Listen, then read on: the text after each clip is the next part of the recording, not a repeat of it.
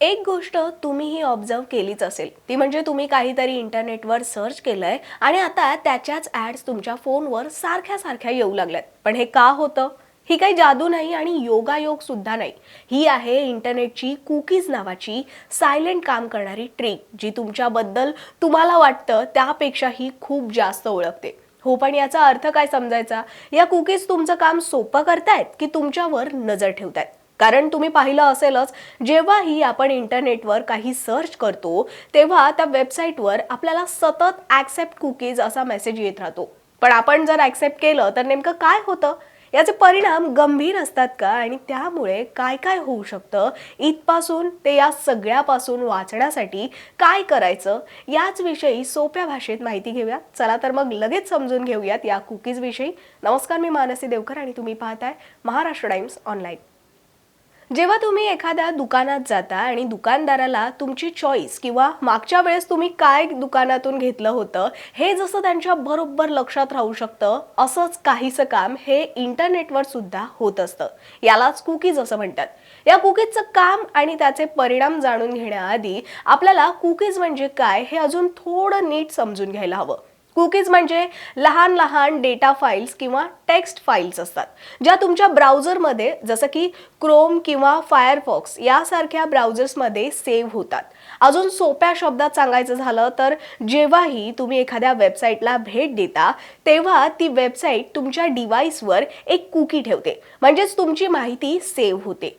या फाईल्समध्ये तुमच्याबद्दलची थोडी माहिती साठवली जाते, जसं की तुम्ही कोणते पेजेस पाहिले, आधी तुम्ही काय पाहिलं होतं, तुमची भाषा किंवा लोकेशन किंवा तुमच्या आवडी काय आहेत, आता तुम्ही लॉग इन आहात की नाही आणि तुमच्या सेटिंग्स, अशा प्रकारची उपयोगी माहिती यात असते. पण ही माहिती किंवा या कुकीज कशासाठी वापरतात? तर याचा सर्वात मोठा उपयोग म्हणजे तुमचा अनुभव एकदम इझी आणि फास्ट करणं असा असतो. थोडक्यात या कुकीज वेबसाईटला तुमची ओळख ठेवायला मदत करतात. आता हे कसं काम करतं हे समजण्यासाठी एक सोपं उदाहरण घेऊ. समजा तुम्ही ऑनलाईन शॉपिंग करताय आणि त्यासाठी एखाद्या वेबसाईटवर तुम्ही गेलात. तिथं तुम्हाला एखादा ड्रेस किंवा शर्ट किंवा कोणतंही प्रोडक्ट आवडलं म्हणून तुम्ही ते कार्टमध्ये टाकता, बरोबर? पण त्यानंतर तुम्ही ती साईट बंद केली आणि नंतर परत लिंक ओपन करता आणि पाहता की तो ड्रेस किंवा शर्ट अजूनही कार्टमध्ये आहे. पण हे कसं शक्य होतं? असा प्रश्न तुमच्यापैकी अनेकांना पडून गेला असेलच. तर याचं कारण म्हणजे त्या वेबसाईटने तुमच्या ब्राउझरमध्ये एक कुकी सेव्ह केलेली असते, ज्यात लिहिलेलं असतं की या युजरने हे प्रोडक्ट कार्टमध्ये टाकलंय. आणि त्यामुळेच जेव्हा तुम्ही पुन्हा त्या साईटवर जाता तेव्हा ब्राउझर ती कुकी वेबसाईटला परत पाठवतो आणि वेबसाईट तुमचा डेटा ओळखते. पण या कुकीजचे वेगवेगळे प्रकार सुद्धा असतात. Session cookies, persistent cookies, first party cookies किंवा थर्ड पार्टी कुकीज, असे वेगवेगळे प्रकार असतात. यापैकी सेशन कुकीज या टेम्पररी असतात. इंटरनेटवर वापरल्या जाणाऱ्या तात्पुरत्या मेमरी नोट्स सारख्या त्या असतात. तुम्ही एखाद्या वेबसाईटवर जाता तेव्हा त्या वेबसाईटला तुमची हालचाल ही थोड्या वेळासाठी लक्षात ठेवायची असते. म्हणजे तुम्ही ब्राउझर बंद केला की या कुकीज आपोआप डिलीट होतात. त्या तुमच्या डिव्हाइसवर कायमस्वरूपी साठवल्या जात नाहीत. उदाहरण द्यायचं तर लॉग इन सेशन. एखाद्या साईटवर लॉग इन केल्यानंतर तुम्ही वेगवेगळ्या पेजेसवर फिरता, मग ते प्रोफाईल असेल, सेटिंग्स असतील किंवा ऑर्डर्स वगैरे. हे सगळं चालू असताना सेशन कुकी तुमची ओळख जपून ठेवते. वेबसाईटसाठी प्रत्येक क्लिक हा एक नवीन विजिट असतो, त्यामुळे प्रत्येक वेळी वेबसाईटला हे ओळखता यायला हवं की हा तोच युजर आहे जो काही क्षणांपूर्वी लॉग इन झालाय. आणि नेमकं इथेच सेशन कुकीज कामाला येतात. पण जसं तुम्ही ब्राउझर बंद करता तसं मात्र हे सेशन संपतं आणि कुकी आपोआप डिलीट होते. कुकीजचा दुसरा महत्त्वाचा प्रकार आहे पर्सिस्टंट कुकीज. या मात्र लॉंग टर्म मेमरी सारख्या असतात. मग काही दिवस असतील, आठवडे असतील किंवा काही महिने, अशा दीर्घकाळ या टिकतात.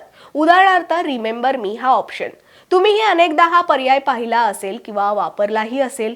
याचा अर्थ हाच की पुढच्या वेळी सुद्धा वेबसाईटला तुम्हाला ओळखता आलं पाहिजे, मग जरी तुम्ही ब्राउझर बंद करून पुन्हा उघडलात तरी. यासाठीच या पर्सिस्टंट कुकीज उपयोगी पडतात. या कुकीज तुमचं लॉग इन स्टेटस किंवा तुमच्या सेटिंग्सची माहिती सेव्ह करून ठेवतात.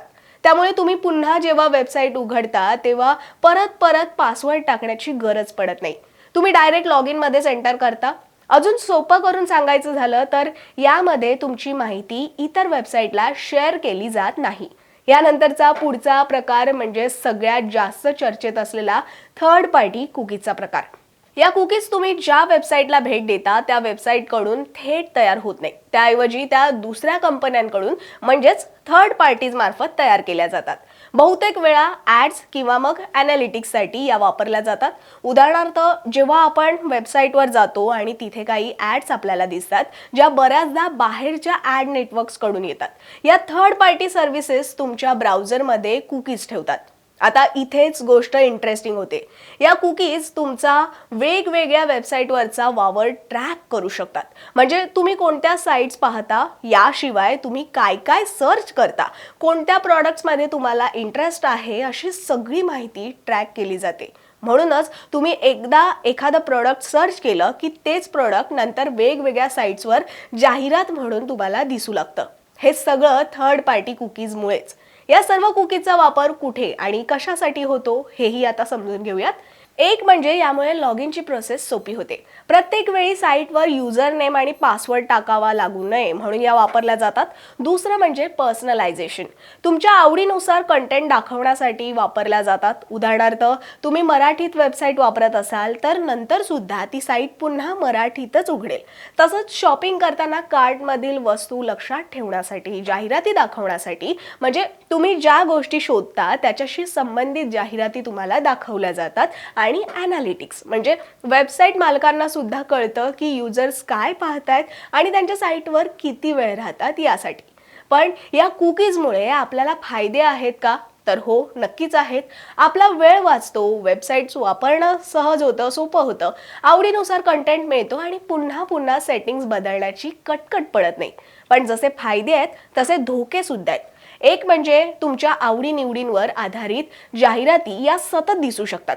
म्हणजे काल तुम्ही इंटरनेटवर एखादं घड्याळ पाहिलं आणि त्यानंतर तुम्हाला सारखे सारखे घड्याळच दिसू लागतात. म्हणजेच काय, तर आपल्याला असं वाटत राहतं की कोणीतरी आपल्याला सतत फॉलो करतंय, ज्यामुळे प्रायव्हसीचा प्रश्न उद्भवतो. काही कुकीज तुमचं ब्राउझिंग ट्रॅक करतात तर काही थर्ड पार्टी कुकीज तुमचा डेटा इतर कंपन्यांशी शेअर करू शकतात. आणि जेव्हा अनोळखी साईट्स कुकीज वापरत असतील तर धोकाही निर्माण होऊ शकतो. काही वेळेस ट्रॅकिंग खूप जास्त होत असेल किंवा संवेदनशील माहिती चुकीच्या पद्धतीनं साठवली जात असेल तर तेव्हाही धोका निर्माण होतो. म्हणूनच आजकाल अनेक वेबसाईट्स आधी तुम्हाला ॲक्सेप्ट कुकीज किंवा मॅनेज कुकीज असं विचारतात. इथे तुम्हाला ॲक्सेप्ट किंवा रिजेक्ट असे 2 पर्याय दिलेले असतात. तसंच ब्राउझरमध्ये जाऊन कुकीज डिलीटही करू शकता.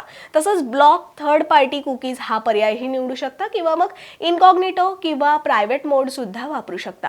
हल्ली प्रायव्हसीचा मुद्दा गंभीर बनत चाललाय, त्यामुळे अनेक ब्राउझर्स आणि कंपन्या थर्ड पार्टी कुकीज कमी करण्यावर काम करतायत. तसं तर कुकीजचा वापर हा युजर्सना स्मार्टच बनवतं, पण त्याच वेळी त्यांच्या डेटाचा सुद्धा प्रश्न उद्भवतो. त्यामुळे काळजी घेणं ही तितकंच महत्त्वाचं आहे.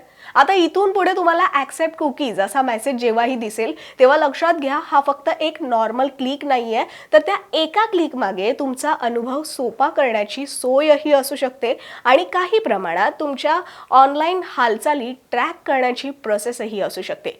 त्यामुळे तुम्ही नक्की कशाला होकार देताय हे काळजीपूर्वक पहा आणि हो, आपल्या मित्रांनाही ही माहिती नक्की शेअर करा. तसंच अशाच व्हिडिओ पाहण्यासाठी महाराष्ट्र टाइम्स ऑनलाईनच्या यूट्यूब चॅनलला सबस्क्राईब करा आणि फेसबुक पेजलाही लाईक आणि फॉलो करा.